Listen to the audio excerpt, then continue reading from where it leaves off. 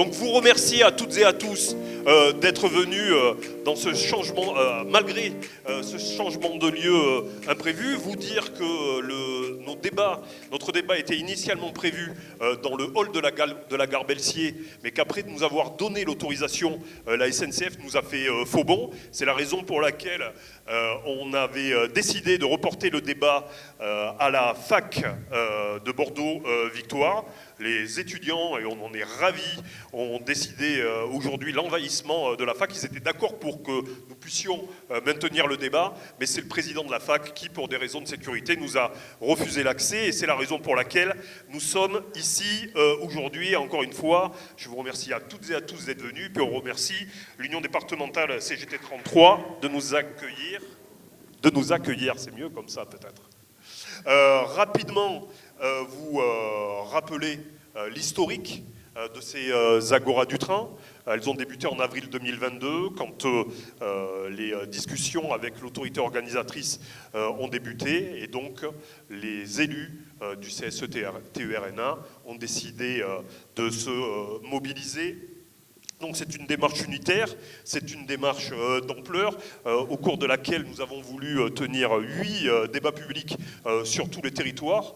À l'issue de ces débats publics, nous avons sorti un recueil de nos travaux qui s'appelle « Les Agoras du train » et je vous invite à consulter le résultat de ces travaux sur le site agoradutrain.fr. Donc nous avons lancé l'appel du rail. En février 2023, nous avons lancé une étude d'opinion à la suite de ces travaux, étude d'opinion qui révèle très rapidement, mais Vincent vous en fera un descriptif plus complet tout à l'heure, que 60% des néo-aquitains sont contre l'ouverture à la concurrence du TER et que 73% d'entre eux souhaitent que ce sujet soit porté via un référendum régional. Je ne vais pas entamer les débats aujourd'hui, je vais te redonner la parole. Vincent, tu vas nous présenter peut-être les intervenants, l'ensemble des présents, que je remercie également. Et je te passe la parole, merci. Merci Olivier, à tout à l'heure, parce que tu viendras conclure. Alors, les intervenants ce soir ne sont pas intégralement paritaires. Néanmoins, Virginie Casier est en retard et nous sauvera de la honte d'une soirée 100% masculine. Merci à elle, elle est bloquée dans les embouteillages, il semblerait que ce soit compliqué de circuler à Bordeaux. Le fonctionnement de la soirée, c'est très simple. On s'interroge, et pour bien s'interroger sur ce qui est devant nous, il faut se comparer. Donc on a décidé, Antonin Martel à mes côtés, qui est notre expert ferroviaire, nous dira ce que disent les études des autres pays quand on a décidé d'ouvrir le rail, et ce que ça donne, des meilleurs services aux usagers, des meilleurs prix, des trains plus propres et plus sûrs, ou est-ce que c'est l'inverse? Suspense insoutenable. À l'autre bout de la table, Willy pour Sud PTT nous montrera évidemment lui aussi ce qu'a changé la privatisation de la Poste. Donc quand Virginie arrivera, elle nous fera la même chose pour l'énergie. Et puis un merci tout particulier, vous avez même le droit de l'applaudir, à Alex Gordon qui nous vient d'hors d'Europe puisqu'il nous vient du Royaume-Uni et qui a accepté de venir aujourd'hui échanger avec nous.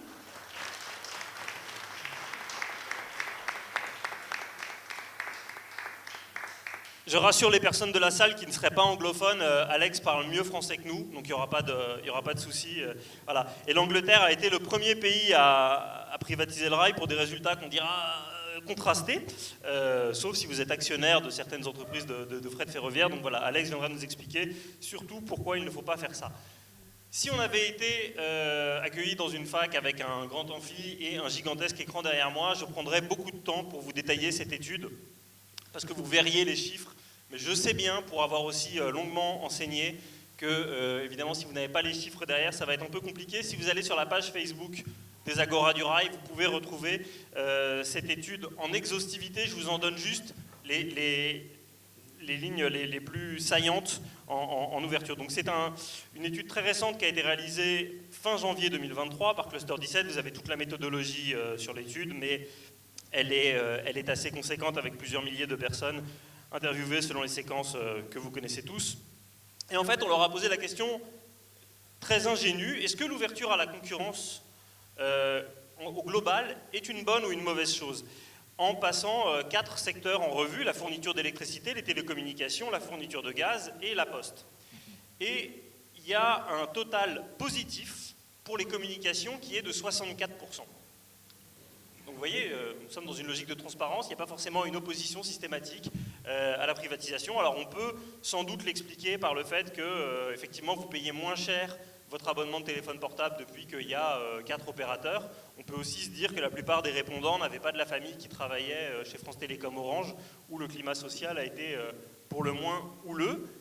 Mais c'est la seule exception qui confirme la règle, parce que les télécommunications exceptées, les 3 autres secteurs publics qui ont été libéralisés donnent des totaux positifs absolument désastreux. 29% pour la fourniture d'électricité, 28% pour la fourniture de gaz, 35% pour la poste.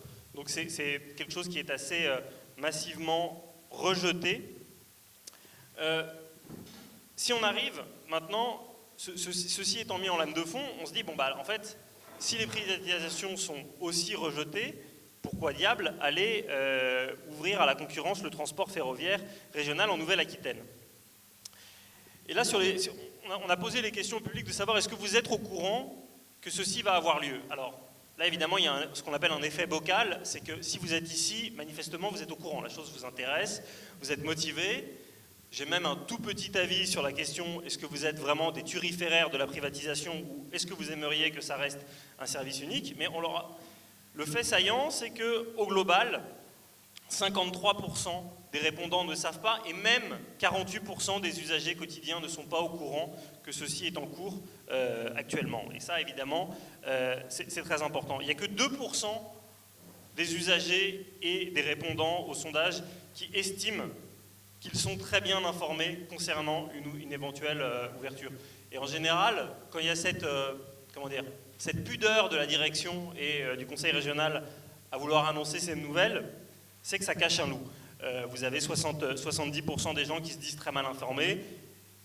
Par la suite, évidemment, on voit que ça recoupe des variables politiques assez fortes, c'est-à-dire que vous ne serez pas surpris d'apprendre qu'il y a des camps qui sont plus ou moins favorables à la privatisation. Mais, et je voulais m'arrêter là-dessus pour pas être trop long, la dernière question qu'on leur a posée, c'est cette ouverture à la concurrence du transport ferroviaire régional Nouvelle-Aquitaine, est-ce qu'il faut qu'on la décide via le vote des élus du Conseil régional de Nouvelle-Aquitaine? Je crois que c'est le 12 juin, hein, c'est ça?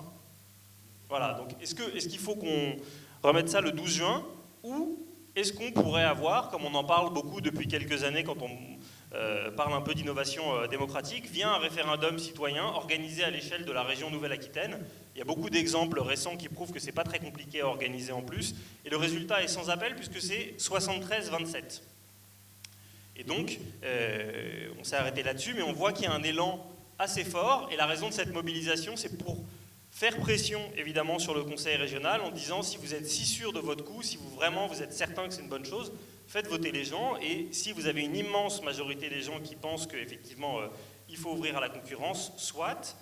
Mais si jamais les résultats étaient les mêmes, à savoir 73-27, il est des moments où il faut savoir écouter les mouvements qui sont extrêmement majoritaires, et ce disant, je ne fais évidemment aucune référence à une actualité politique connexe. Voilà. Donc voilà pour cette étude, vous pouvez la retrouver en exhaustivité sur la page des Agora du Rail. J'ai pas trop bouffé le temps de parole, il nous reste une petite heure 40. Ce que je vous propose, c'est de prendre une dizaine de minutes par personne pour que... Tout va bien Virginie, nous sommes dans les temps. Merci beaucoup de nous avoir rejoints, je sais que ça roulait mal. Vous pouvez la féliciter quand même parce qu'elle s'est donnée pour... voilà. Elle s'est donnée pour nous rejoindre. Et donc vers 19h, comme nous, on est démocrates, on ouvrira la parole le plus largement possible. Normalement, on vous a remis des petites questions, vous pouvez les écrire et les envoyer, comme ça je peux les prendre à la volée. Si vraiment vous êtes pudique, fâché avec l'écrit, etc., on peut ouvrir avec un micro, mais c'est plus long. C'est juste que pour avoir un max de questions, si elles arrivent par écrit, c'est aussi bien. Sinon, nous nous adapterons. Nous sommes flexibles et résilients comme l'aime la modernité. Donc Antonin, peut-être pour commencer, donc, toi tu travailles chez 3E Consultants, tu es un spécialiste du ferroviaire et tu t'es posé quelques questions, effectivement, comme je le disais en ouverture. Est-ce que l'ouverture du ferroviaire, ça donne ce qu'on nous vante, à savoir des trains beaucoup moins chers, beaucoup plus fréquents, beaucoup plus ponctuels et beaucoup plus sûrs? Je ne divulgage pas la réponse, je te laisse répondre. Tout à fait. Bonne soirée. Alors, je vais me présenter. Effectivement, je suis Antonin Mazel. Je suis responsable de mission pour le cabinet 3E Consultants, qui est un cabinet d'expertise comptable. Personne n'est parfait, mais je suis spécialisé dans le ferroviaire, donc vous voyez que c'est tout de suite mieux. Avant d'entrer dans le vif du sujet, je voudrais remercier le CSE TER Nouvelle-Aquitaine pour leur confiance, et je voudrais m'assurer que vous m'entendez bien, que ce soit à l'arrière de la salle ou devant. Je vois des oui, donc je peux continuer. Et donc effectivement, je voudrais rebondir un peu sur les données, les statistiques qui ont été transmises par Vincent, qui moi me préoccupent, parce qu'en fait il s'agit d'un sujet sociétal que l'ouverture à la concurrence des trains régionaux, et en fait on s'aperçoit d'une chose, c'est que eh bien, en fait, les usagers, les citoyens ne se sentent pas bien informés. Ils ont le sentiment que c'est un sujet important qui modifie leur quotidien, qui les impacte. Et pourtant, dans le sondage qui a été réalisé, en fait, on s'aperçoit de quoi? On s'aperçoit qu'il y a parfois des manques d'informations, des contre-vérités qui sont données. Ça m'inquiète un peu plus quand ces contre-vérités, elles sont assénées par le Conseil régional. Je fais référence à un article dans Sud-Ouest par le président de région qui considère que l'ouverture à la concurrence est inéluctable. Non, c'est pas vrai. Donc justement, voilà, c'était l'occasion pour le CSE-TER de faire appel à un monsieur chiffre, c'est moi, un monsieur donné, pour regarder ce qui se fait ailleurs en France, pas que en Europe, et des clés aussi pour bien comprendre les tenants et aboutissants de la libéralisation des trains régionaux. Donc, la première des choses, l'idée qui me choque, c'est que l'ouverture à la concurrence, ça serait davantage de liberté pour les usagers. C'est pas vrai. En fait, on a l'impression que, avec l'ouverture à la concurrence, on va avoir le choix entre différentes compagnies. C'est pas vrai. C'est la région qui va décider de donner tel ou tel lot, qui est en fait une portion de l'activité en région, à tel ou tel opérateur. Sur quels critères? Ça, vous ne le saurez jamais. Parce qu'en fait, ça appartient au secret des affaires. C'est absolument pas démocratique. C'est le conseil régional qui discute avec les différents opérateurs et derrière, choisit celui qu'elle considère être le meilleur. Sachez juste que pour les informations qu'on a reçues, dans les autres régions, les critères qui ont été sélectionnés, les critères prépondérants, si vous pensez que c'est la qualité de service, si vous pensez que c'est l'offre en train qui ont séduit la région, vous vous trompez parce qu'à plus de 50%, c'est des critères financiers. À quel point on est capable de baisser le coût de l'offre. Donc autant vous spoiler un petit peu, ça ne va pas améliorer les conditions de service, ou en tout cas d'utilisation du service par les usagers. C'est vraiment des critères financiers qui orientent les décisions de la région. J'ai aussi une autre contre-vérité qui m'embête, c'est que l'ouverture à la concurrence, ça ferait baisser le prix du billet.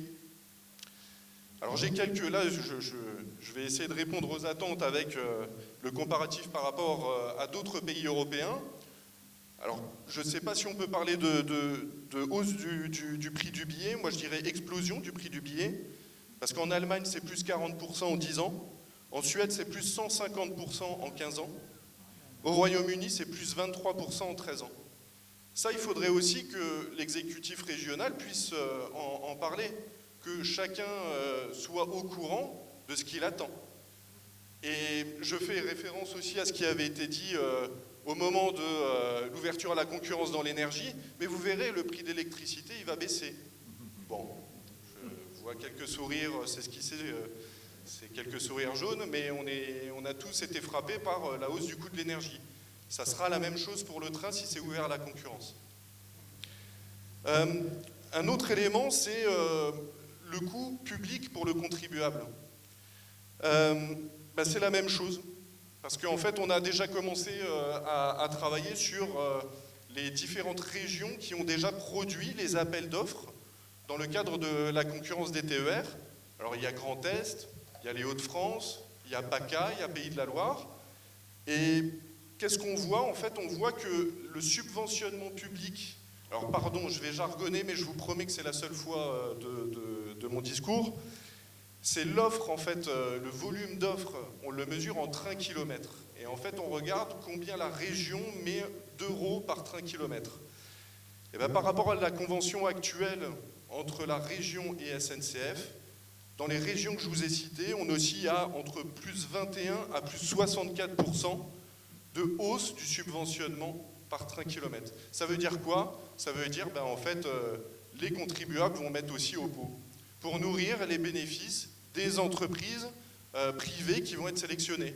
Parce qu'en région PACA, il y a eu 2 lots qui ont été ouverts à la concurrence. Le premier, certes, c'est SNCF Voyageurs qui l'a remporté, mais le deuxième, c'est Transdev. Donc derrière, ça va alimenter le bénéfice. Parce qu'il ne faut pas s'y tromper. Un opérateur privé ne vient pas là pour augmenter l'offre en train juste par beauté du geste. Le leitmotiv d'une société privée, c'est de réaliser du bénéfice. C'est pas d'augmenter le confort, c'est pas d'augmenter l'offre, c'est pas d'avoir une meilleure fréquence, c'est de faire du bénéfice. Là où, quand la SNCF en fait, parce qu'elle en fait, eh ben, il y a la majorité de ce bénéfice-là qui va dans le système ferroviaire français, qui va financer le réseau ferré national.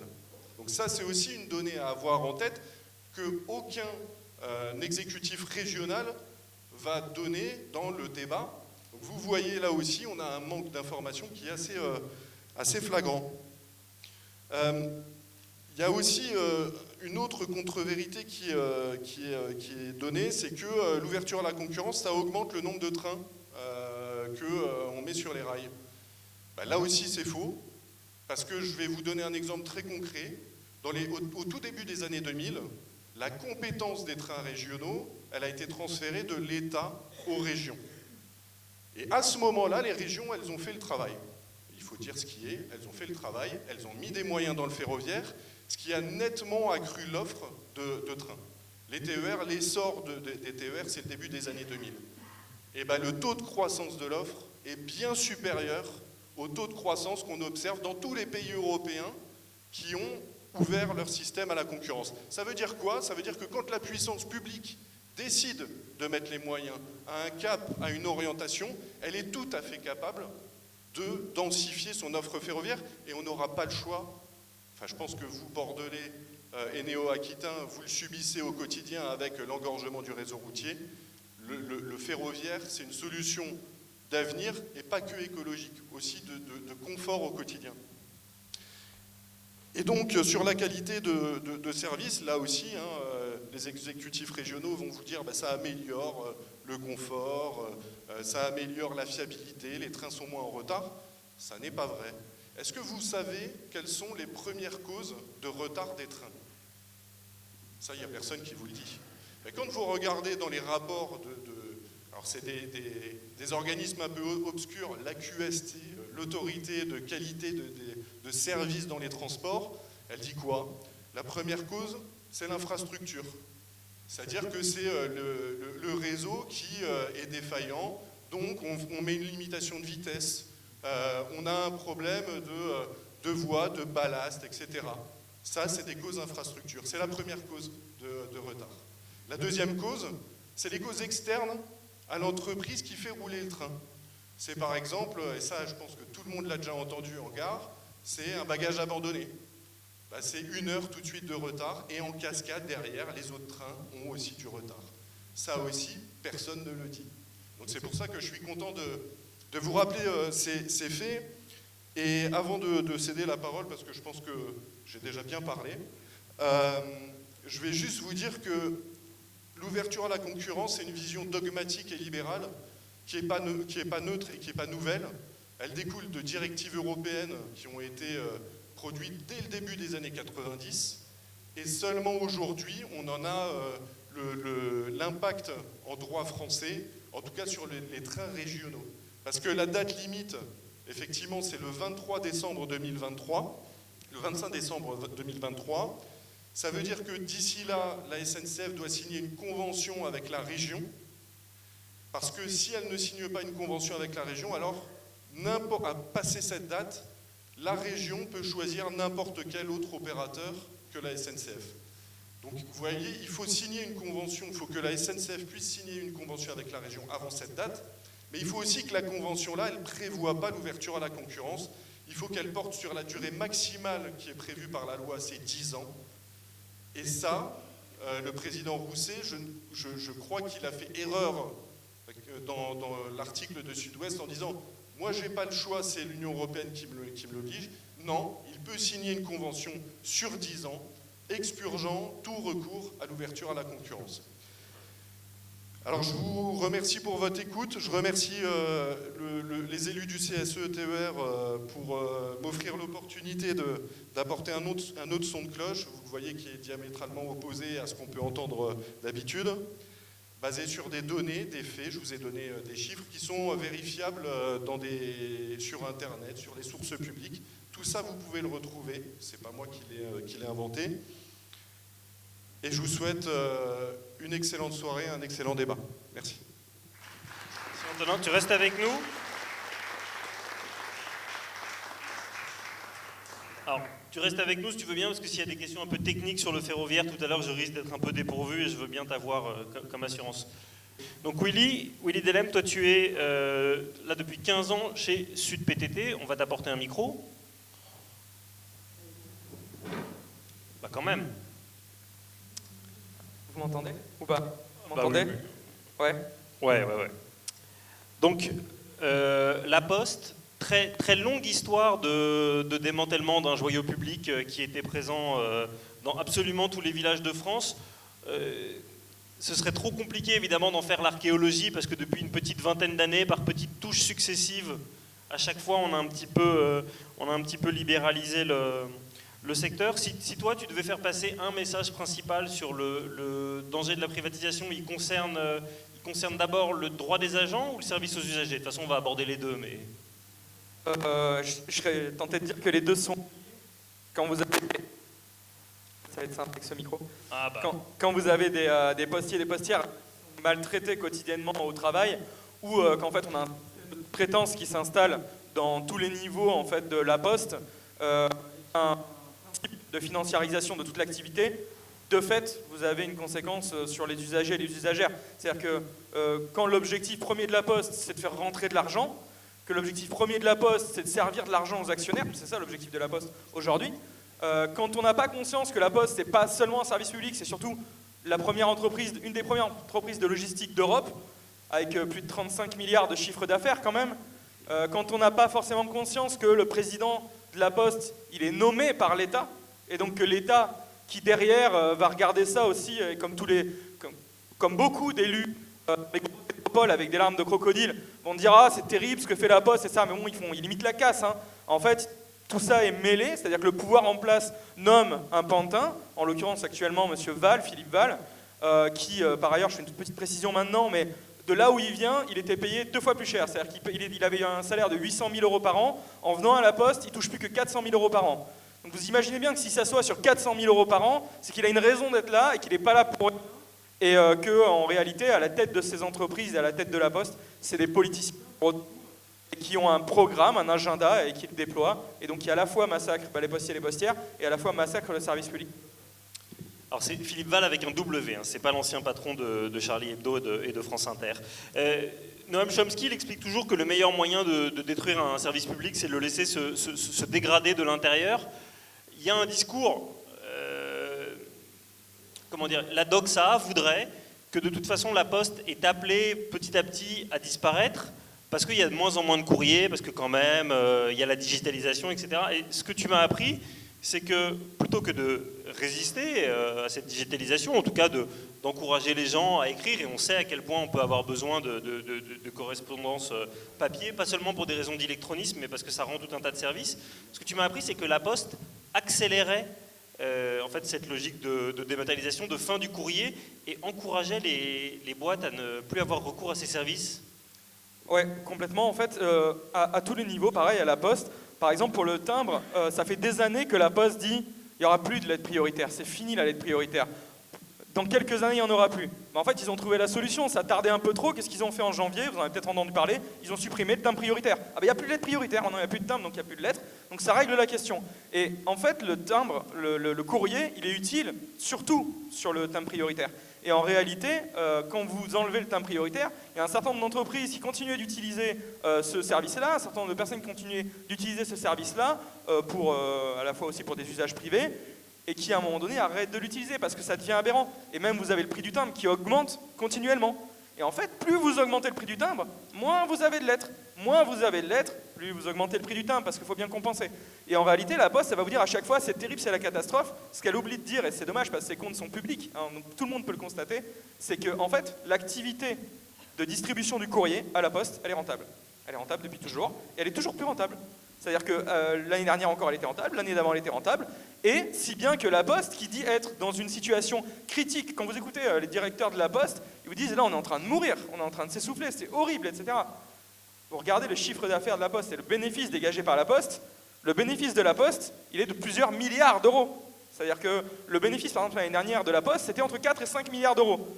Et par des jeux comptables, en fait, par exemple, de dévaluation des actifs, c'est-à-dire ils vous disent, en fait, l'outil industriel, on est encore dans le même délire, comme les machines de tri du courrier, ça vaut plus rien, ça n'a pas d'avenir, etc. Mais en fait, on dévalue les actifs de l'entreprise, et donc du coup, on présente des bilans qui sont un peu moins bons que prévu. Mais en réalité, l'argent, il rentre, et il rentre à donf, quoi. Et pour le colis, c'est pareil, pour le réseau, c'est pareil, les guichets que vous connaissez. Quand vous voulez tuer un guichet, vous savez à peu près comment ça fonctionne. Hein. On met des horaires pourris, personne n'y va, on fait ensuite une petite étude, personne ne va dans le bureau. Bon, on va l'enlever, on va plutôt mettre ça au Carrefour Market, ça sera mieux. Et puis dans les bureaux en campagne, là c'est pire, c'est carrément sordide, on est tenu de vous mettre à disposition le bureau de poste sur 12 heures par semaine. Donc maintenant, soit vous le prenez en agence postale communale, soit on vous l'enlève, et puis on vous enlève aussi le distributeur de billets, et puis on vous laisse le bureau de poste, mais ouvert sur 2 jours avec des horaires à la con. Et donc les petits maires de campagne qui veulent maintenir un service public, ils acceptent en fait tout ce genre de deal. Et donc en fait tout ça parce que en fait, la Poste fonctionne un peu comme une mafia, et par un réseau de pression, exerce des pressions pour détricoter le service public. Elle va tuer le timbre, va tuer les bureaux de poste, et elle va tuer aussi le colis en créant elle-même des filiales. Par exemple, la filiale DPD, que vous connaissez peut-être, qui est du colis low cost, c'est une filiale de la Poste. Il y a d'autres filiales, comme ça on en revient aussi, je finis avec ce sujet-là, mais Géodis, par exemple, c'est une filiale de la SNCF, et en fait c'est une filiale qui est employée grassement par la Poste pour la manutention du colis, il faut le savoir, et tout ça est lié, quoi. Juste puisque tu parles du colis, effectivement, la logique à la libéralisation d'un secteur, c'est de dire qu'en face, il y a d'autres acteurs qui sont des nouveaux entrants et qui vont dégrader les conditions de travail, et que quelque part, laisser un acteur historique comme la Poste s'en occuper, ça va permettre de sauver le modèle social. Et donc là, en l'occurrence, dans la distribution de colis, le modèle érigé, le vilain Satan, c'est Amazon, et c'est vrai que Amazon, c'est épouvantable. Si vous ne l'avez pas lu, je vous conseille En Amazonie, qui est un livre enquête de Jean-Baptiste Mallet, qui montre à quel point, c'est vraiment le 19e siècle en termes de conditions de travail. Néanmoins, il ne faudrait pas croire qu'à la Poste, on soit sur un modèle extrêmement vertueux, puisque là encore, tu m'as appris que les livreurs de colis étaient payés à la tâche, exactement comme Amazon. C'est ça. En fait, la livraison du colis à la Poste, il faut que ça soit le plus rentable possible. Et ça l'est, rassurez-vous, ça rentre énormément d'argent. Et comment on fait pour en arriver là? On tire les conditions de travail le plus bas possible, et pour ça, on met en place de la sous-traitance. Par exemple, pour donc les personnes qui vivent sur la métropole bordelaise, il faut savoir que les colis sont distribués par 2 gros centres colis. Il y en a un, il est 100% sous-traité, que des sous-traitants. L'autre, il est à 70% sous-traité. C'est-à-dire sur l'ensemble de la métropole, vous avez 2 centres, il y en a un qui a 30% de postiers, et sur les postiers et postières qui bossent là-bas, il y a aussi des intérimaires, il y a aussi des contrats précaires, etc. Donc vous imaginez le nombre de postiers et de postières qui restent à la fin.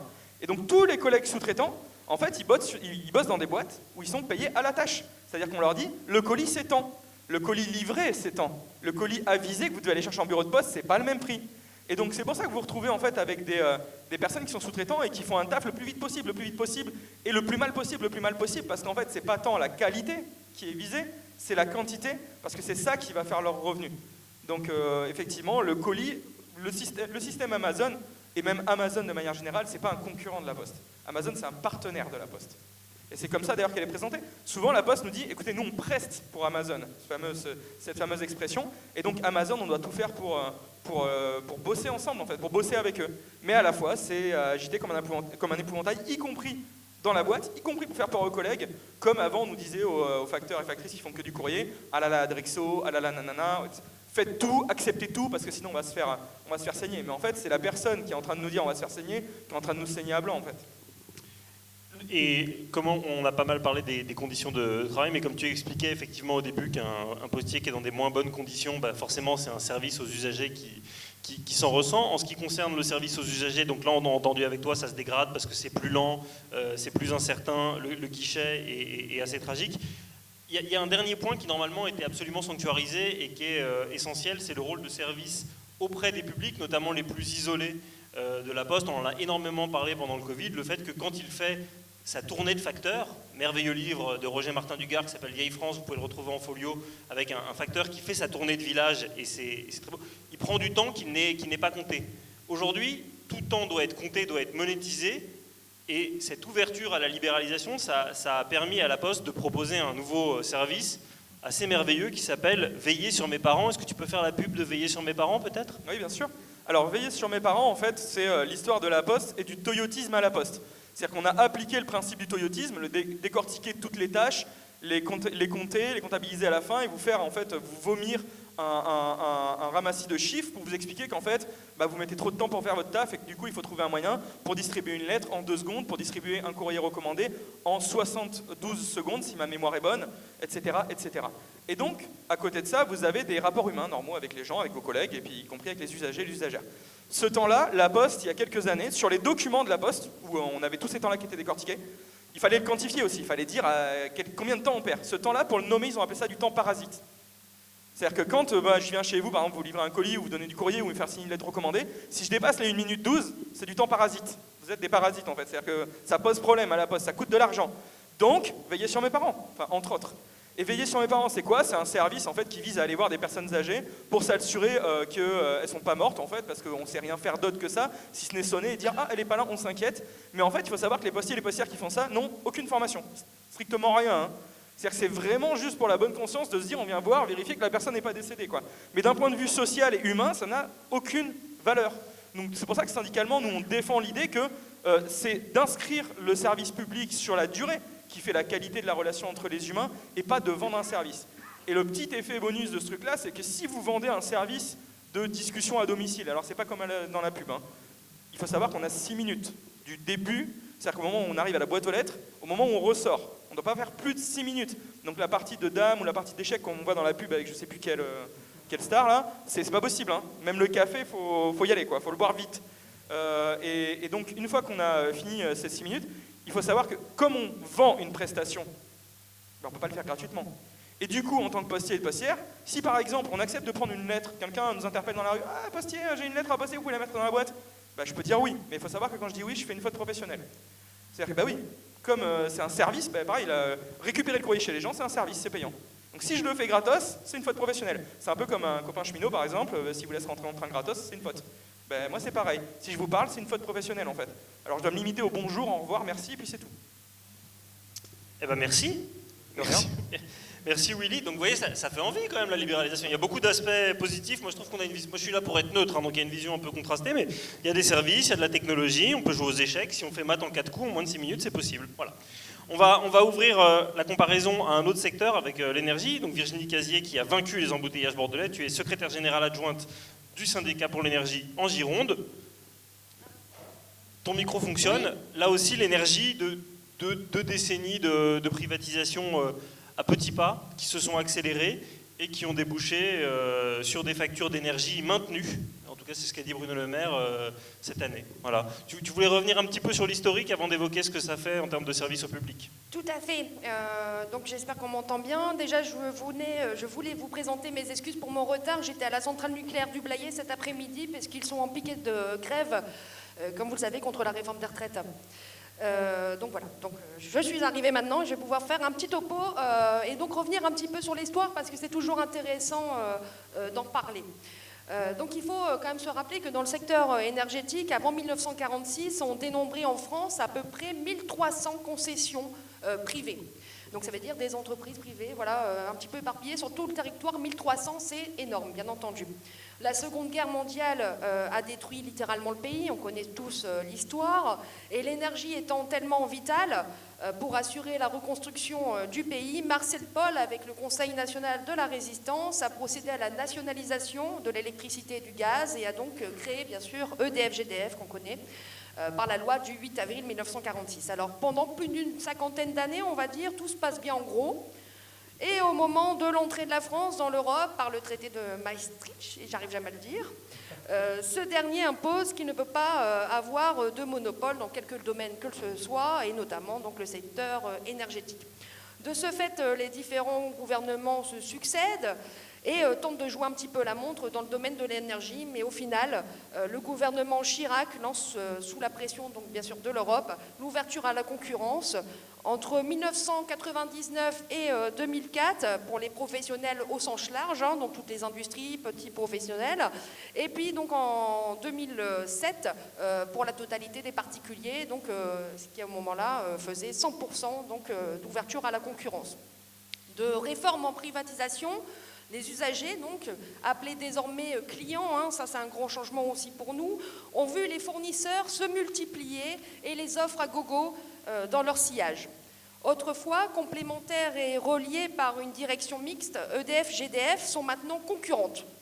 Toutes deux fournissent à la fois de l'électricité et du gaz et ont développé en plus une myriade de filiales. D'autres entreprises sont également apparues. Aujourd'hui, on dénombre donc 160 entreprises qui composent la branche des industries électriques et gazières. Et il y en a encore bien d'autres, hein, parce que je vous fais l'impasse, Total Énergie et compagnie, ils ne sont pas dans ma branche professionnelle. Alors, devant le peu de clients partant vers les quelques fournisseurs alternatifs ayant très peu de moyens de production, ces derniers donc, ont dénoncé le maintien du monopole d'EDF à la Commission de régulation de l'énergie.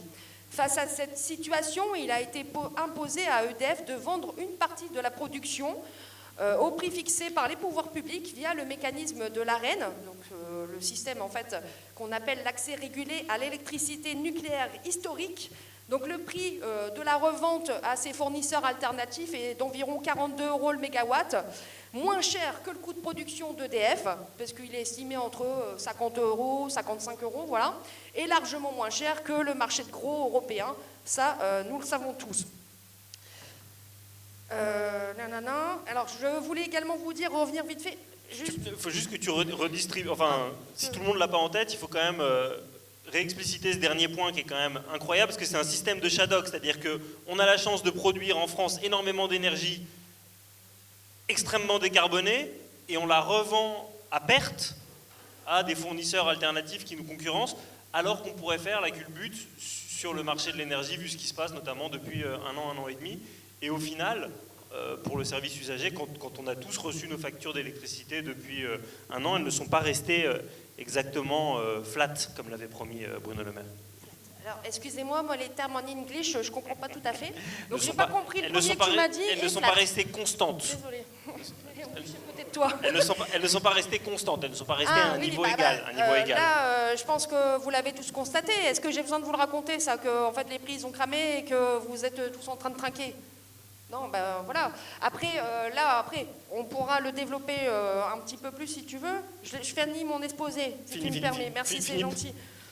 Alors, et justement, j'allais arriver au prix, ça tombe bien. Donc, l'augmentation du prix du gaz, ça a augmenté de 75% depuis 2005, sans compter là, cette année et l'année dernière. Et plus de 30% côté ELEC depuis 2003, donc depuis les années d'ouverture à la concurrence. La privatisation du secteur a également entraîné avec elle une perte de savoir-faire des salariés, ça on le sait tous, et au profit donc, de la sous-traitance. C'est un petit peu le lien également avec mes camarades ici présents postiers. Et on a également aussi assisté, alors, parmi tant d'autres effets, à une perte de la proximité avec les usagers. Je tiens juste à vous rappeler, les boutiques EDF, certains y sont déjà allés avant, mais ça c'était avant. Il y avait 500 boutiques en France. Depuis lors, il n'y a plus rien. Et ça s'est donc, au fur et à mesure fermé. Ensuite, ce que je voulais également mettre en avant, c'est que la constellation actuelle, avec donc la myriade, comme je vous le disais, de fournisseurs alternatifs notamment, semble renouer avec la situation économique d'avant-guerre. Quand je vous parlais donc des 1300 concessionnaires, ça c'est important également de refaire le lien, parce qu'en fait, en remultipliant tout ça, on revient à une situation un petit peu d'avant-guerre. Et il faut savoir donc qu'à cette période-là, quand les différentes régies, ce qu'on appelait des régies, partageaient le marché de l'énergie, l'inégalité de traitement était comme ça sur le territoire, il n'y avait pas d'égalité du tout, et la qualité, ça dépendait en fait un petit peu excusez-moi l'expression, de la gueule du client et en fonction de où on se trouvait sur le territoire français. Et il est donc pour nous important, très important, même plus que urgent maintenant, de poser un bilan de cette privatisation du secteur de l'énergie et de mesurer vraiment si elle a permis de répondre au mieux aux besoins ou si à nouveau il est nécessaire d'avoir un retour à un véritable service public. Alors pour la CGT, parce que donc, je fais partie de la CGT Énergie, il est nécessaire pour nous clairement de mettre fin au principe de marchandisation de l'énergie. L'énergie est un bien commun de première nécessité. Il n'y a même pas besoin d'aller plus loin. Et donc là, aujourd'hui, il doit vraiment revenir à répondre aux besoins des usagers et également à la souveraineté énergétique du pays. Il faut remettre également ça dans le contexte, au lieu de verser des dividendes à tire-larigot, si je peux me permettre, excusez-moi, donc aux actionnaires, parce qu'il y a à peu près 64 milliards depuis les 15 dernières années qui ont été versés aux actionnaires. C'est juste énorme. Et ça veut dire que ça ne part pas pour l'investissement des réseaux, ça ne part pas, voilà, c'est directement dans leur poche pour aller faire je ne sais pas quoi. Voilà, j'en ai terminé pour mon petit exposé. Alors, il faut savoir que, félicitations, et... Ah, merci.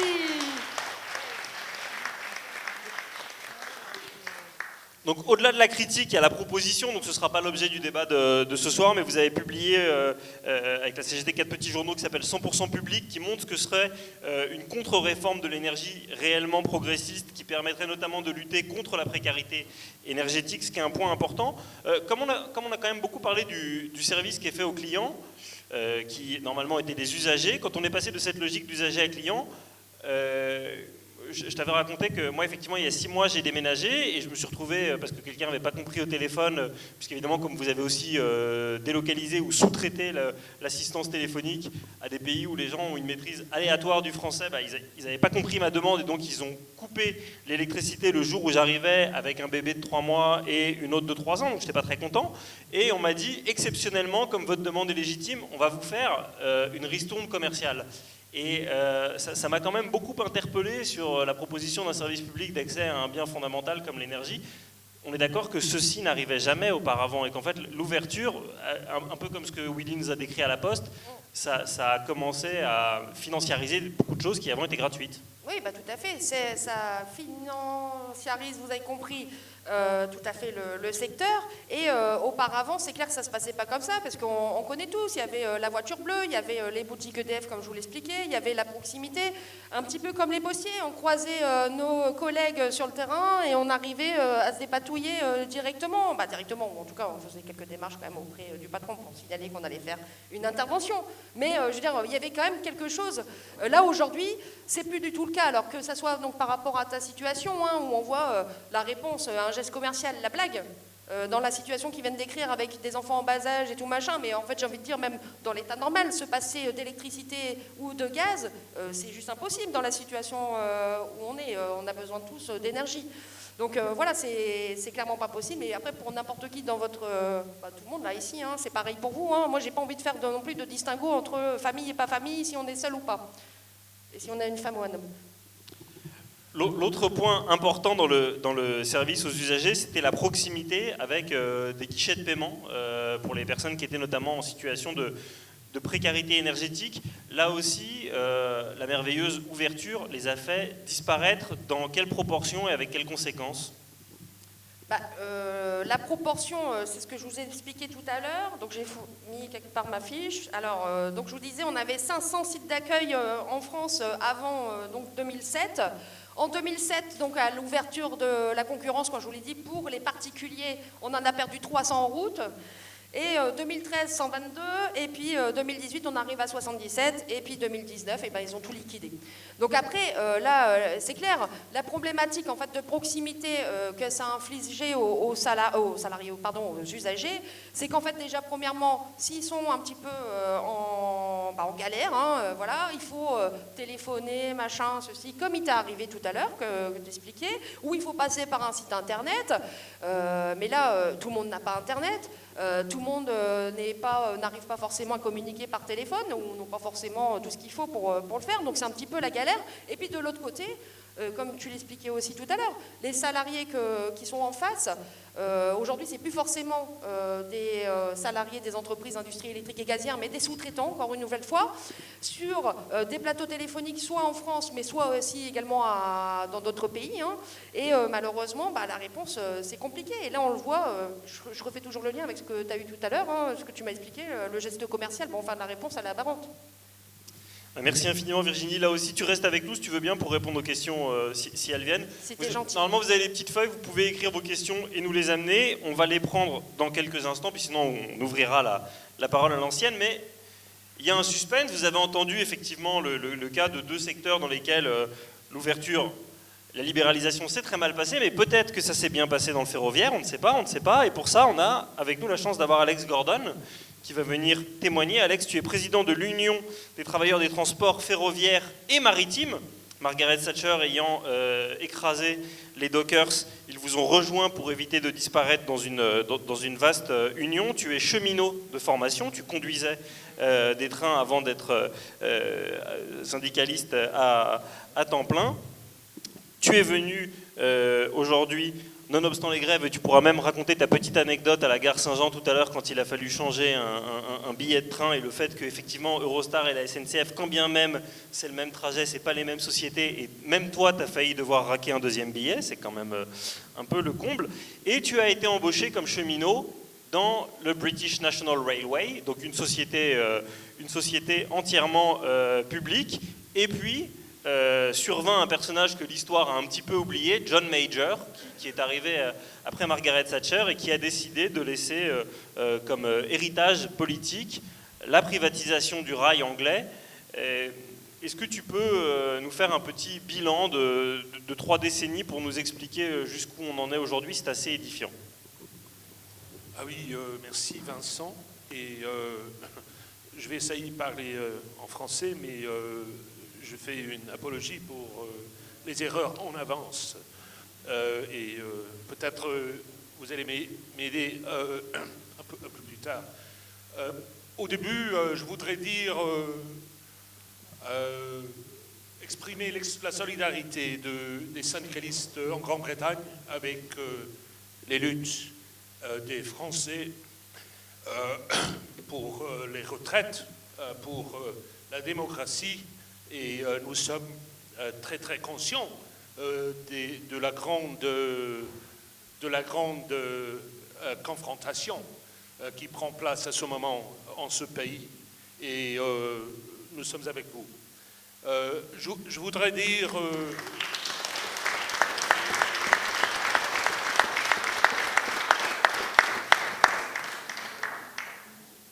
Comme Vincent a dit, je suis un cheminot, agent de conduite, je suis un syndicaliste depuis 35 ans et nous avons l'expérience réelle de ce qui est aujourd'hui discuté ici à Bordeaux comme une possibilité théorique, la privatisation de votre service de train public régional.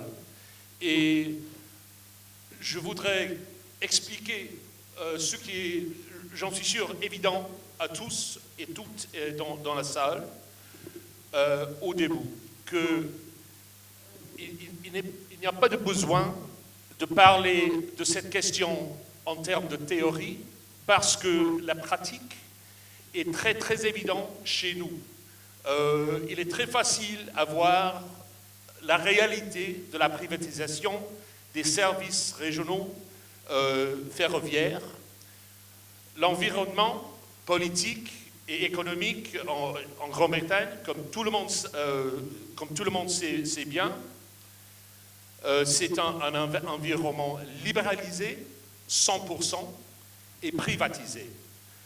Il y a des éléments du service qui ne sont pas privatisés, mais dans la grande majorité de ces exemples, c'est parce que les sociétés privées ont chuté et l'État avait la responsabilité pour les récupérer. Alors, les problèmes avec la privatisation de TER, des services régionaux. L'économie le système privatisé ferroviaire était un grand problème, même avant le pandémique chez nous, en Grande-Bretagne, même avant le pandémique. Mais après la pandémique, il est presque impossible il était complètement impossible à rétablir un système de privatisation basé sur les franchises privées. Et ce qu'on a chez nous maintenant, c'est un type de système avec des corporations privées qui ont la responsabilité pour livrer le service et un État qui fait la direction très très précisément. Presque toutes les décisions jour par jour sur les questions des horaires, toutes les questions fondamentales dans le système ferroviaire sont prises au niveau départemental, ministériel, et puis sont implémentées par les sociétés privées qui ont la responsabilité avec le main-d'œuvre. Et les préconditions pour les profits dans le secteur ferroviaire britannique étaient toujours, premier, que l'État prend la responsabilité pour l'infrastructure. Là où il faut dépenser la plupart de l'investissement pour les rails, les systèmes de pouvoir, l'aiguillage, toute la technologie et la responsabilité de l'État. Et la deuxième précondition pour la profitabilité, la rentabilité, excusez-moi, c'était qu'il y aurait toujours une augmentation de nombre de passagers. Les deux conditions ne peuvent continuer sans cesse. Et bien que l'État, c'est le Go ahead. it's the financial security for the infrastructure. Oui, donc en fait, vous avez compris, c'est l'État qui sécurise les financements des infrastructures. C'est-à-dire qu'en fait, là, ce que vous expliquez, Alex, c'est que l'État socialise les pertes et que les entreprises privatisent les profits dans une grande logique du monde financier, mais qui normalement ne s'appliquait pas aux ferroviaires. Mais le nombre des usagers, des passagers dans le système ferroviaire a commencé à tomber depuis la fin de pandémie. Et un après l'autre, les sociétés privées qui avaient la responsabilité pour les franchises ont été incapables de continuer et ont devenu effectivement les contrats gérés par le gouvernement et par le ministère de Transport. Et pour un système de transport régional, ça c'est quelque chose de très important parce que le TER, effectivement, c'est le moteur de l'économie régionale. C'est là où les étudiants peuvent aller à l'école, à l'université. C'est là où on trouve les connexions pour les ouvriers qui cherchent de l'emploi. Sans un système basé sur l'investissement public et aussi contrôle public, il y a un grand problème. Et nous avons vu les effets de this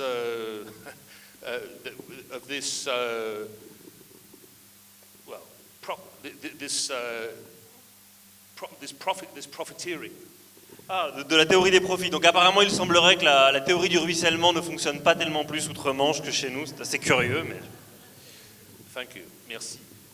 OK. So, le deuxième problème avec la privatisation des services publics, c'est que il n'y a que deux possibilités. Quand on introduit concurrence dans le service public, dans le ferroviaire, au niveau régional, il y a deux possibilités pour augmenter les profits. Un, la société peut réduire, supprimer le nombre des emplois. Et on voit chez nous, fois après fois, les essais pour introduire ce qu'on appelle driver-only operation. Oui. Des conducteurs à la journée, quoi, enfin des conducteurs à la tâche. Pour supprimer les postes des chefs de train, par exemple, dans les régions. On voit la fermeture des guichets, on voit les essais à supprimer les postes à la gare, partout, au nom de profit. La deuxième méthode, bien sûr, c'est par augmenter le coût, le prix des billets. Et on a les deux chez nous. Mais le troisième problème, c'est que on a des sociétés privées avec la responsabilité pour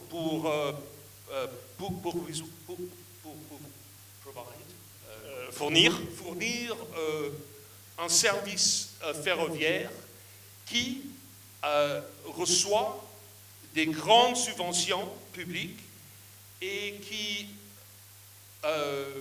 passe, qui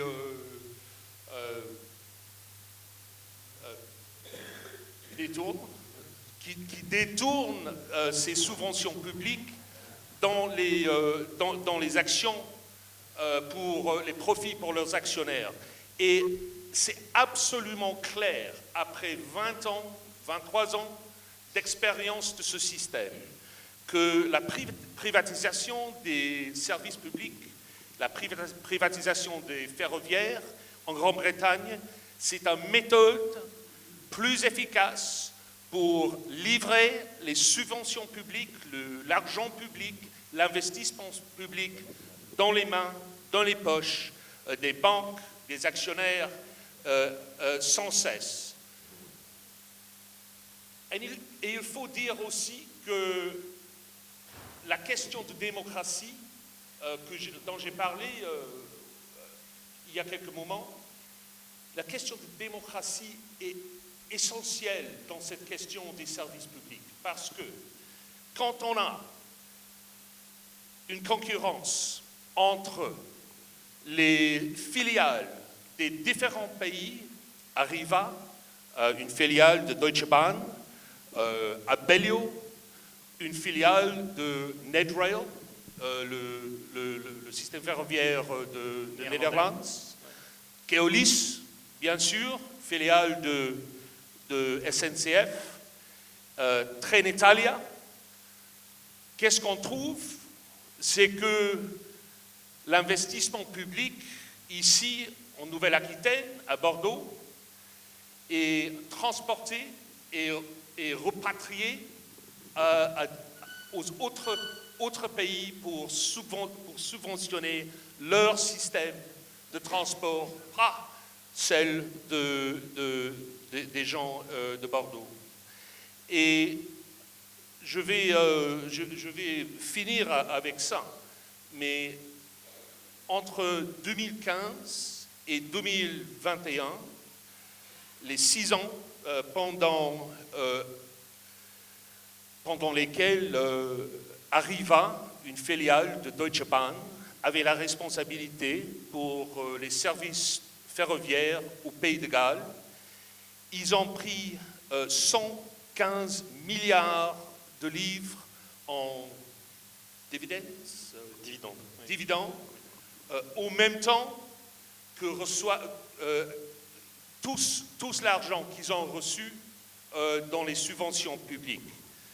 C'est un système dessiné pour le marché, pas pour le peuple.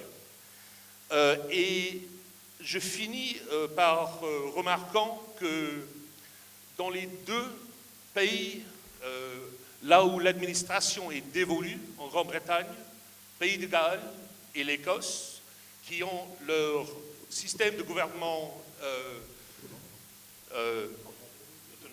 autonome, merci.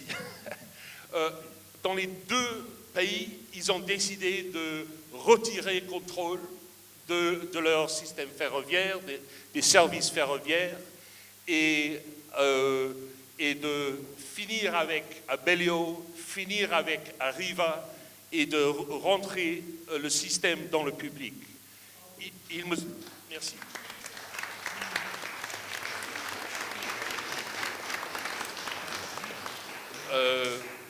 Notre problème, comme le vôtre, c'est que nous avons un gouvernement central absolument, obsessivement néolibéral.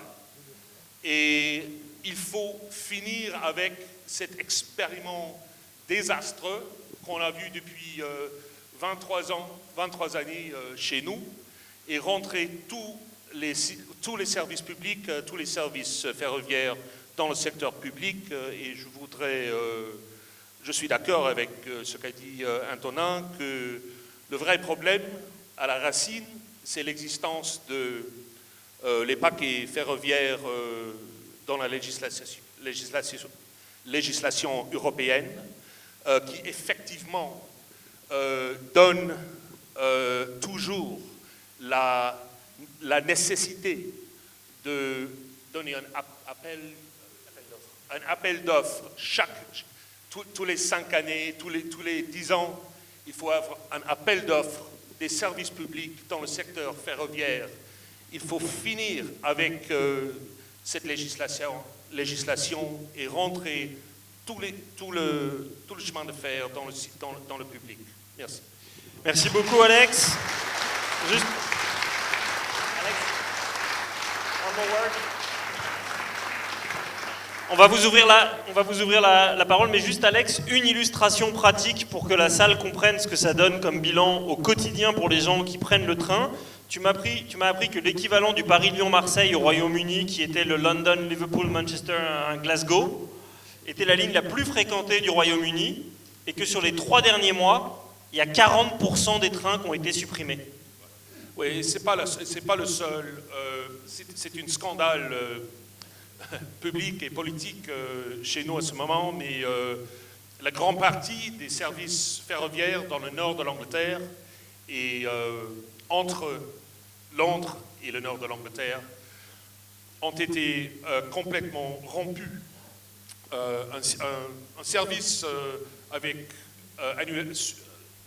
des services annulés d'un pourcentage de 40% n'est pas un service public, c'est effectivement complètement cassé. Et le gouvernement conservateur à Londres, il y a 2 journées, a donné le contrat pour un autre 6 mois aux mêmes sociétés privées de continuer avec ce scandale. Merci infiniment. Merci aux premiers qui m'ont envoyé des questions. Alors, je ne censure rien, je rassure. Je dis simplement parce qu'il y a beaucoup de questions qui sont évidemment légitimes sur la LGV. On les traitera par la suite. Ce n'était pas l'objet de la concertation de ce soir. Ça ne veut pas dire que ce n'est pas un sujet. Mais comme j'ai des questions qui sont plus sur ce qui se passe ce soir, je vais commencer par ça parce que vous êtes très prolixe. Alors, je vous en donne une ou deux à la volée et vous prenez ce que vous voulez. Quelle pourrait être la forme d'une gestion réellement démocratique de l'entreprise publique du rail? Antonin, est-ce que tu veux répondre à ça, par exemple? Il y a un micro qui est là-bas. Et sinon, parce qu'elle est en lien avec la démocratie sur laquelle Alex est revenu, une question: pourquoi ne pas proposer un référendum large sur les options ferroviaires en Nouvelle-Aquitaine, avec l'ouverture à la concurrence, et quel type de transport? Ça, Olivier, tu pourras en dire un mot en conclusion, évidemment. Ok. Bon, alors, Je ne sais pas si je suis le mieux placé, je pense que déjà les organisations syndicales pourraient s'exprimer mieux que moi sur le sujet, en leur faisant déjà peut-être plus de place au sein de l'entreprise publique. Mais après, pour moi, je dirais plutôt une gestion démocratique du secteur ferroviaire. Et la gestion démocratique du secteur ferroviaire, c'est en fait déjà lever ce que je vous ai dit, c'est-à-dire le secret des affaires, que la région donne directement le cahier des charges aux citoyens, aux usagers, aux contribuables de la région, parce que en fait les négociations, la clé des négociations, vous ne les connaîtrez jamais, ces clés-là.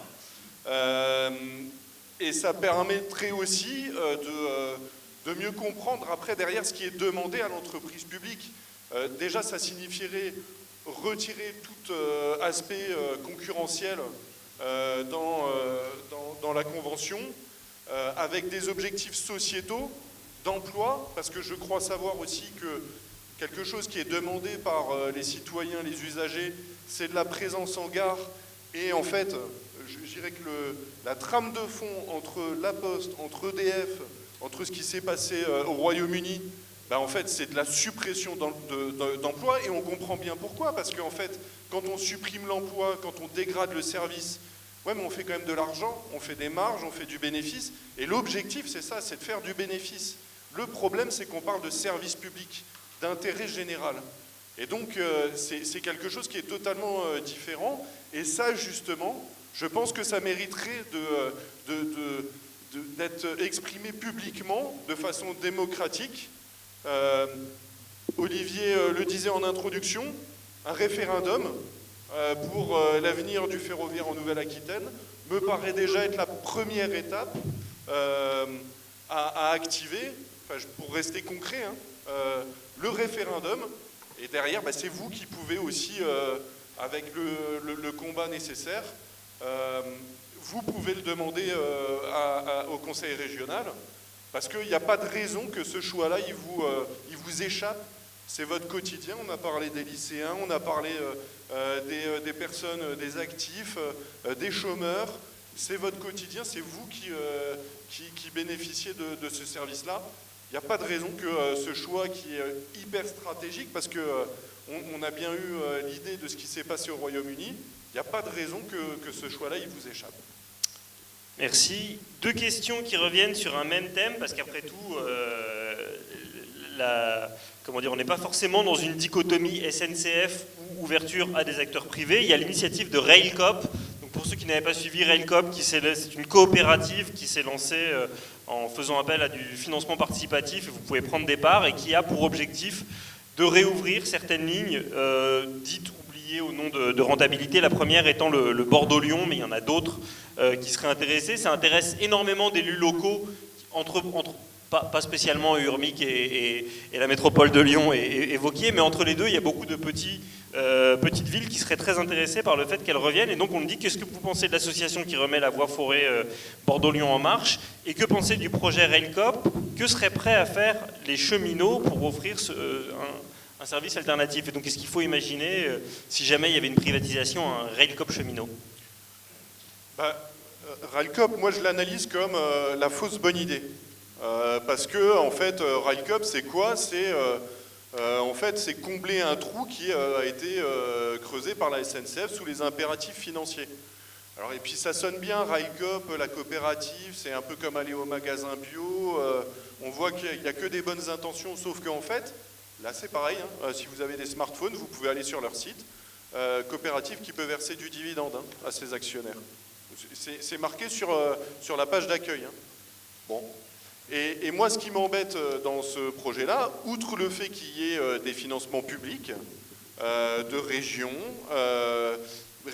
qui sont les premières à critiquer la SNCF quand il y a un problème de fiabilité de l'offre, etc.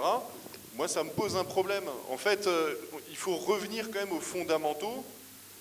L'économie ferroviaire, le secteur ferroviaire, ça a été dit, il y a besoin d'investissements massifs. Et il y a besoin que ce soit centralisé, que l'entreprise qui fait rouler les trains Elle parle aux gestionnaires d'infrastructures, elle parle aux gestionnaires de gares, et alors dans l'idéal que tout soit centralisé au sein d'une même entreprise, parce que ça génère des synergies, ça abaisse les coûts, en tout cas ça permet d'avoir des échanges qui sont beaucoup plus directs. Quand on morcelle un secteur, ben on le voit bien en fait, on a du financement public, privé, un mélange, c'est pas clair du tout au niveau du capital de Railcoop, et au final, ben, on aurait pu... le problème, c'est que la SNCF pourrait faire ce service-là. Mais elle ne l'a pas fait parce qu'on lui impose, et ça aussi, il faut que chacun l'ait en tête, on lui impose de faire ce qu'on appelle, ça va être très barbare, et je suis désolé d'avance, un flux de trésorerie libre positif en 2024 au niveau du groupe. Ça veut dire quoi? Ça veut dire qu'elle a davantage de produits que de dépenses. Donc ça veut dire quoi? Ça veut dire qu'elle va aller uniquement sur ce qui est rentable. Et c'est pour ça qu'elle a délaissé ces petites lignes. C'est pas par gaieté de cœur, c'est parce qu'on lui impose, l'État actionnaire impose à la SNCF de délaisser ces lignes-là. Mais derrière, il n'y a rien qui empêche de changer de dogme et de se dire, bah, je ne sais pas moi, un Lyon-Bordeaux, bah oui, la SNCF, elle peut le faire. On lui donne un peu de subvention, comme ça lui permet d'avoir les moyens humains pour produire l'offre, mais en aucun cas Railcoop ou une entreprise privée, ou en tout cas format de coopérative, mais qui mêle des fonds mixtes, peut représenter une réponse, parce que ça coûtera encore plus cher. Et c'est ça ce qu'il faut vraiment avoir en tête. La SNCF pourrait le faire, encore faut-il lui donner les moyens de le faire. Merci beaucoup. J'ai deux questions qui se répondent pour Alex. Alors la première est, comment avez-vous vécu le Brexit? Je ne sais pas si c'est un niveau personnel, mais je pense qu'on nous précise en termes de conditions de travail et de statut des personnels. Et la seconde qui y répond, c'est quelqu'un qui nous fait remarquer, il me semble évident que les problèmes majeurs subis par les usagers des services publics proviennent de directives de l'Union européenne. Pourquoi cela n'est-il pas dénoncé avec plus de vigueur par les organisations syndicales et pourquoi ne réclament-elles pas la sortie de la France de l'UE? Il se trouve que le Royaume-Uni est sorti de l'Union européenne et vous avez toujours un service de train aussi épouvantable. Donc ton éclairage là-dessus. Merci. The Brexit question. Oui, c'est une très bonne question.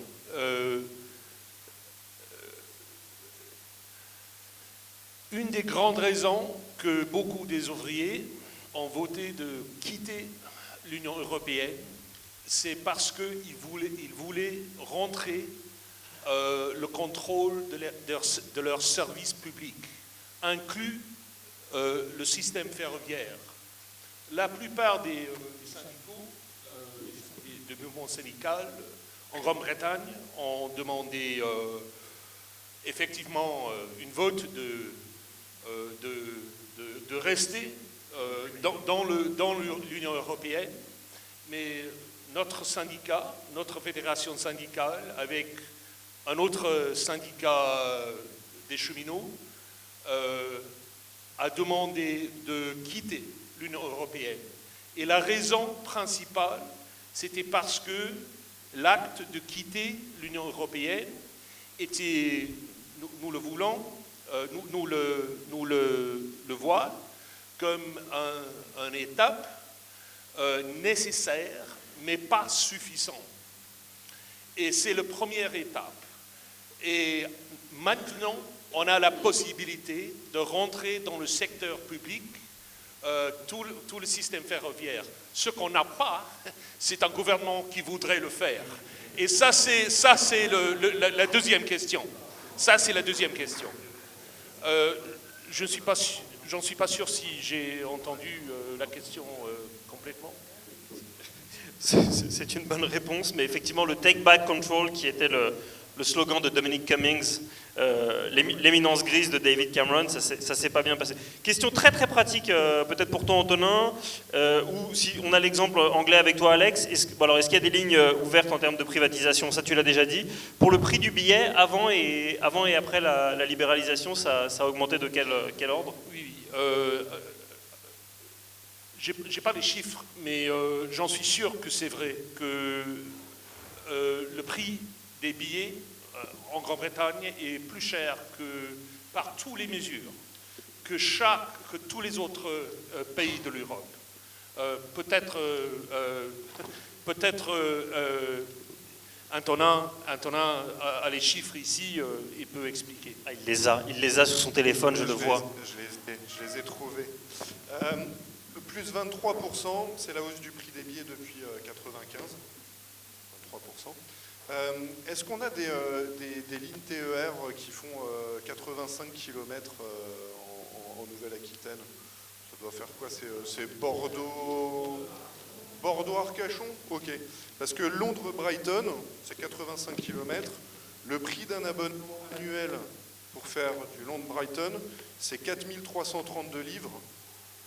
C'est 4900 €. Voilà. Donc, c'est l'abonnement annuel. Hein. L'abonnement annuel.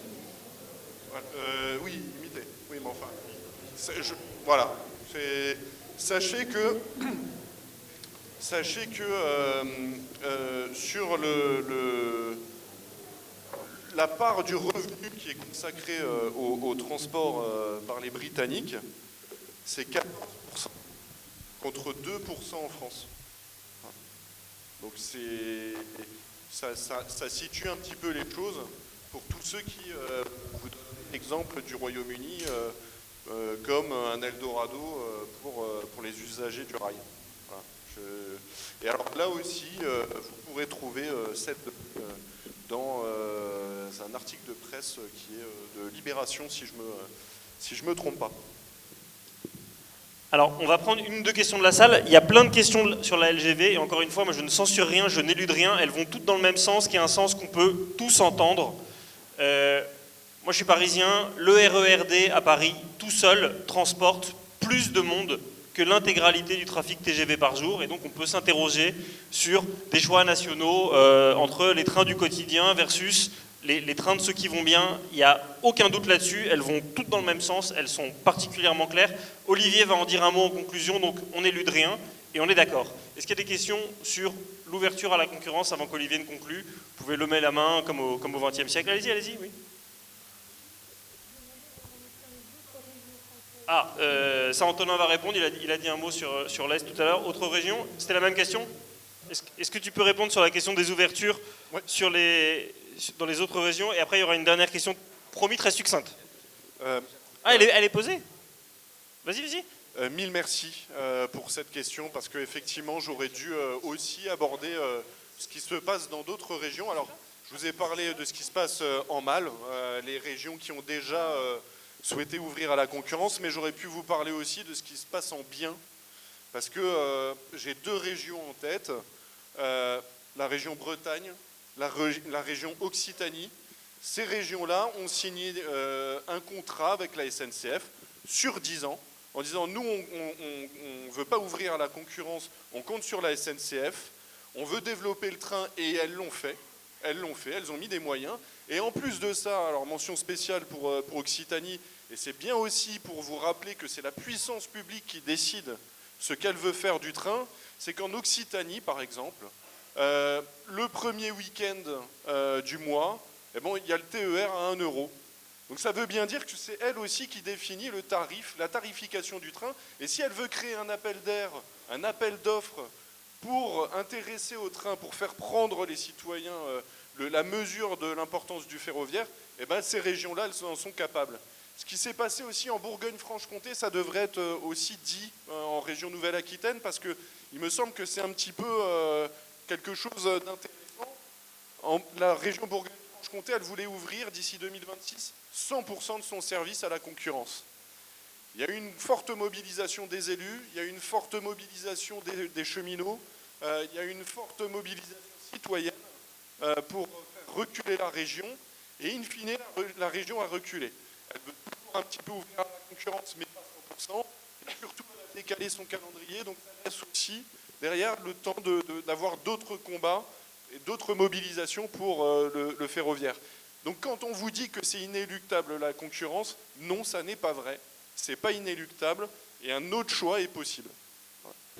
Pardon, excusez-moi, la question était, est-ce que vous pourriez faire preuve d'honnêteté intellectuelle, vous faire l'avocat, j'ai bien compris, mais nous donner des avantages à la privatisation. En réalité, ce qu'on a bien vu avec une étude au début, c'est qu'elle est fortement reconnue du public dans le cas des télécoms, et il s'y retrouve. Virginie, je te donne le micro tout de suite. Mais revenez bien sur ce que vous a dit Antonin au début, c'est qu'il y a énormément de choses qu'on nous présente comme des avantages pour les usagers, et qui se vérifient souvent juste à la mise en place d'une privatisation et qui s'estompe avec le temps, qui a un effet très très bien connu. C'est comme quand Uber est arrivé en France, il était préférable d'être un chauffeur Uber qu'un chauffeur de taxi. Parce que pour appâter et pour faire venir les travailleurs, ils les ont payés relativement correctement. 6 mois après, la logique était en place. Virginie, est-ce que tu as un micro? Tiens, voilà. Donne-nous des avantages. Moi, de prime abord, je vous aurais répondu le choix. Mais en fait, le choix, un semblant de choix, l'illusion d'avoir le choix pour juste payer plus cher. Voilà.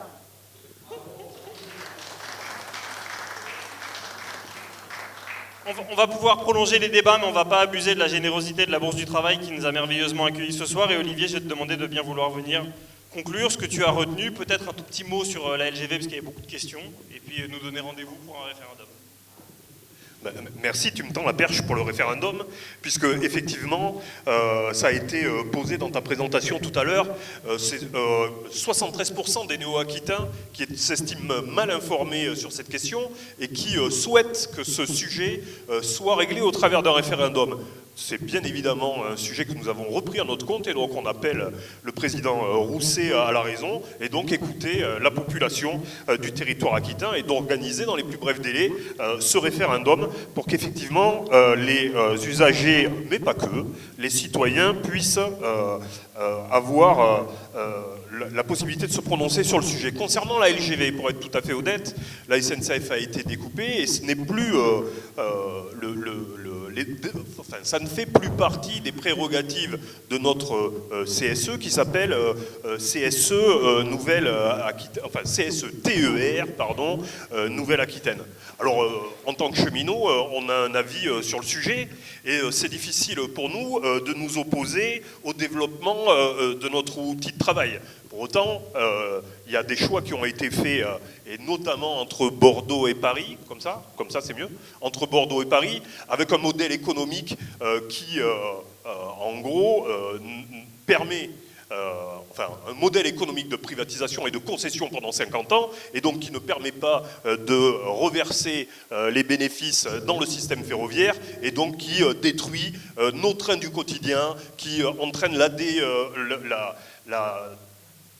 le délitement du réseau, etc. Donc il y a des choix économiques qui ont été catastrophiques, mais en même temps, on n'est pas là, nous, pour opposer les modes de transport a priori ferroviaires entre eux, ni pour opposer les territoires entre eux, mais il y a un vrai sujet qui concerne les modèles économiques choisis. Pour conclure ces débats, déjà, j'étais de dos à vous, et en vous regardant, ça fait vraiment... je tenais vraiment à vous remercier toutes et tous de vous être déplacés massivement. Merci pour votre écoute, merci pour la qualité des questions qui ont été posées. Je tenais à remercier Vincent pour l'animation de ces travaux. Ah, pardon, merci Vincent. Vraiment, merci. Je tenais à remercier Antonin pour l'expertise et pour les éléments qu'il a pu nous apporter tout au long de cette soirée. Remercier Willy et Virginie pour leur témoignage. Vraiment, merci pour ce que vous avez pu nous apporter. Remercier chaleureusement Alex Gordon qui a fait le déplacement depuis Londres et qui a pu nous apporter de son expertise. Merci beaucoup Alex.